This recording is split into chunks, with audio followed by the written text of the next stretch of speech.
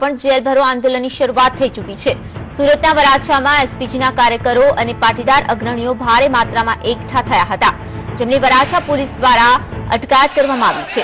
મહત્વનું છે કે આજે મહેસાણા ખાતે પણ મોટી માત્રામાં પાટીદારો દ્વારા જેલભરો આંદોલન કરવામાં આવવાનું છે, ત્યારે આંદોલનની કેવી અસર જોવા મળે છે તે આજે જોવું રહ્યું।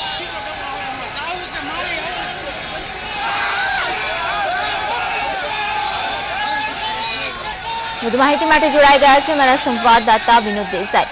વિનોદ, આજે જે જેલભરો આંદોલન યોજાઈ રહ્યું છે, વધુ શું વિગતો છે આ અંગેની?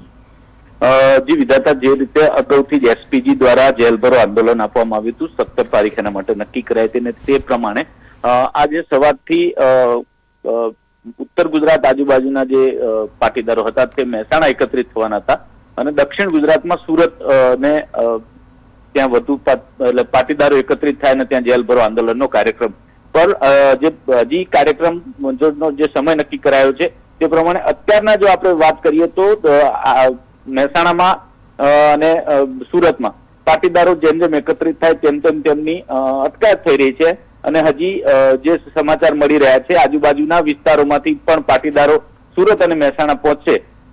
એ કેટલા પહોંચે છે તે હજી 12:39 જે કાર્યક્રમ છે ત્યારે એક્ઝેક્ટ આપણે એનો ફિગર આપી શકીશું કે કેટલા પાટીદારો એકત્રિત થયા છે અને જેલભરો આંદોલન કેટલું સફળ। પરંતુ અત્યારની જો વાત કરીએ તો જે પ્રમાણે પાટીદારો આવતા જાય છે એ પ્રમાણે એમની અટકાયત થઈ રહી છે।